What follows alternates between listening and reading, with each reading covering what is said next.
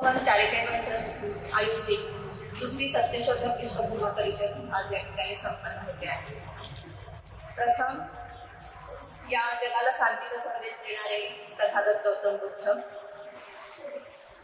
चक्रवर्ती राजा सम्राट अशोक, 12व्या शतकात श्रमाचं महत्व ज्यांनी सांगितलं ते महात्मा बसवांना.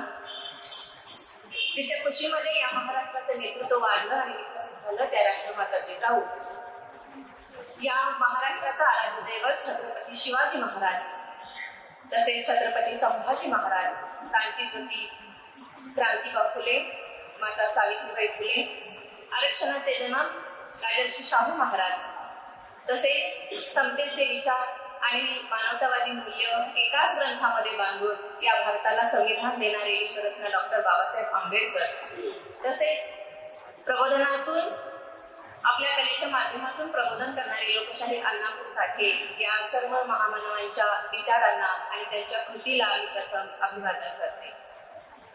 आज या धम्मभवन चॅरिटेबल ट्रस्टने आयोजित केलेल्या सत्यशोधक विश्वधर्म परिषदेसाठी विचारमंचावर उपस्थित असलेले महाराष्ट्राचे प्रसिद्ध लेखक आणि विचारवंत, या परिषदेचे उद्घाटक ॲडव्होकेट कृष्ण पाटील साहेब, या परिषदेला अध्यक्ष म्हणून लाभलेले आहेत ते लेखक माननीय लक्ष्मण माळी सर, तसेच आदरणीय भदंत एस संबोधी थेरो, आदरणीय भदंत आर आनंद थेरो, तसेच आंबेडकर चळवळीतील ज्येष्ठ नेते माननीय प्राध्यापक Shahaji Kamble sir, doctor Nandkumar Gondi sir, माननीय किशोर खोबरे, प्राध्यापक PK. Sanjay sir, SK. Dikshit sir, या परिषदेचे स्वागताध्यक्ष माननीय सुरेश केसरकर सर, माननीय नीती कुराडे मॅडम, तसेच महाराष्ट्राच्या कानाकोपऱ्यात सामाजिक चळवळीमध्ये काम ज्यांनी केलेलं आहे त्यांना या आजच्या परिषदेमध्ये त्यांचा सन्मान होणार आहे. राष्ट्रीय धम्मसंगीती पुरस्कार देऊन ते महाराष्ट्राच्या कानाकोपऱ्यातून आलेले सर्व पुरस्कार विजेते. या परिषदेसाठी आवर्जून उपस्थित असलेले आपण सर्वजण, आम्हाला जन्मांचामध्ये घेऊन जातात ते पत्रकार बंधू, तुम्हा सर्वांचंच धम्मभवन चॅरिटेबल ट्रस्टच्या या परिवारामध्ये मी मनापासून स्वागत करते. धम्मभवन चॅरिटेबल ट्रस्ट ही एक सर्वच महामानवांच्या विचारांचा प्रचार आणि प्रसार करणारी एक संस्था आहे. वर्षभर महामानव सर्वांपर्यंत कसे पोहोचतील या अनुषंगानं विविध व्याख्यानांचं आयोजन, चर्चासत्रांचं आयोजन, एक दिवसीय शिबिर, महिलांची शिबिरं लावली जातात, तसेच व्यक्तिमत्व विकास म्हणून लहान मुलांची सुद्धा शिबिरं आमच्या ट्रस्ट मार्फत आयोजित केली जातात. आणि या सगळ्या जे काही उपक्रम आहेत, विविध निबंध स्पर्धा आयोजित केले जातात, विविध महापरीक्षा म्हणजे डॉक्टर बाबासाहेब आंबेडकरांनी लिहिलेले जे 2 महत्वाचे ग्रंथ आहेत ते म्हणजे भारताचे संविधान आणि दुसरा बुद्ध आणि त्याचा धम्म, या 2 महाग्रंथांवर महापरीक्षा घेतली जाते.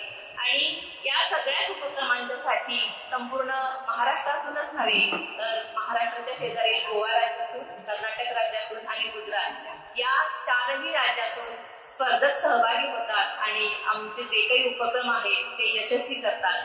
तुम्ही दिलेल्या या प्रतिसादामुळेच आम्ही नवीन संकल्पना राबवत असतो. आताच या परिषदेचं जे उद्घाटन झालं ते एक वेगळ्या पद्धतीनं आम्ही केलं, आपण सर्वांनी पाहिलेलं आहे. जी काही जाती धर्माची उतरंड आहे, चातुर्वर्णाची उतरंड आहे, त्याच्यामध्ये स्त्रिया तर सगळ्यात खालच्या थरावर आहेत ज्या अतिशूद्राच्या मानल्या जातात.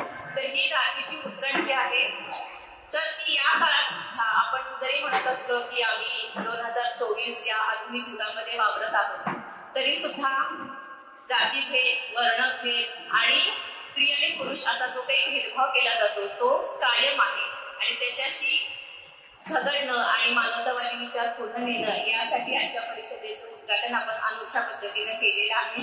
ही उतरण काढून ती एका समान पातळीवर आम्ही आणून ठेवलेली आहे. आणि या जगाचा अर्धा भाग असलेली स्त्री ही याचा केंद्रबिंदू आणि मध्यबिंदू असावा अशी अपेक्षा करून ती उतरण आपण एक समान लावलेली आहे. तर आशा आहे की या परिषदेमध्ये येऊन आपण सगळेजण हा समानतेचा विचार इथून घेऊन जाऊ आणि त्याचा आपल्या जीवनामध्ये आपण वापर करू. परिषदेचं नावच असं ठेवलेलं आहे की सत्यशोधक विश्वधर्म परिषद. 23 तारखेला नुकतीच बुद्ध पौर्णिमा साजरी झाली आणि ती जगभर मोठ्या उल्हासात आणि उत्साहामध्ये साजरी झाली. तथागतांनी सांगितलेला जो धर्म आहे, जे मानव कल्याणकारी तत्वज्ञान आहे, मानवाच्या विकासासाठी आवश्यक असलेली जी मूल्य आहेत ती आपल्याला दिली, आणि तो म्हणजे धम्म आहे. धम्म म्हणजे दुसरं काही नसून दोन माणसांमधला उचित व्यवहार म्हणजे धम्म आहे. थोडक्यात एका माणसानं दुसऱ्या माणसाशी माणसासारखं वागलं पाहिजे, एवढा साधा सोपा असा या धर्माचा अर्थ आहे. आणि हाच विचार आपण सर्व पोचवण्याचा प्रयत्न करतो आहोत. या माध्यमातून आपण जो मानवतावादी विचार आहे, मानव कल्याणकारी जो विचार बुद्धांनी सांगितला, म्हणजे मानवी जीवन दुःखाने भरलेलं आहे, तर ते दुःख मुक्त करण्यासाठीच जे तत्वज्ञान आहे ते धम्म आहे. आणि या धम्म परिषदेमध्ये ते आपण आपल्या माध्यमातून त्याची चिकित्सा करून सत्य काय आहे हे शोधून आपलं जीवन विज्ञानावर आधारित असं विज्ञाननिष्ठ बनवून आपण जगण्याचा प्रयत्न जो करणार आहोत, त्याची ही सुरुवात म्हणजे विश्वधर्म परिषद आहे. जगभरामध्ये ज्याप्रमाणे तथागतांचं हे तत्वज्ञान पसरलं, तर हे तत्वज्ञान आपल्या सध्याच्या काळात फार गरजेचं आहे. ते आपण पसरवणं आणि इतरांच्या पर्यंत पोहोचवणं. कारण बघा, नुकत्याच निवडणुका होऊन गेल्या आणि आपल्याला जाणवलेलं आहे की जात आणि धर्माच्या भिंती या किती दाट होत आहेत. आणि या भिंतीच तोडून आपल्याला जात, धर्म, वर्ण, लिंग, भाषा या सगळ्यांच्या पुढे जाऊन एक माणूस म्हणून जगण्यासाठी जी काही आमची तळमळ आणि धडपड आहे, त्यासाठी ही विश्वधर्म परिषद आम्ही या ठिकाणी आयोजित केलेली आहे. आणि या विश्वधर्म परिषदेसाठी स्वतःचं आयुष्य मानवतावादी विचारांनी आणि कृतीने घालवणारे सर्व मान्यवर या विचार मंचावर बसलेले आहेत. आणि ते आपल्या मार्गदर्शनातून हा विचार आणखी दृढ करतील ही आशा मी या ठिकाणी व्यक्त करते. आणि पुनश्च सर्वांचं स्वागत करते आणि थांबते. धन्यवाद.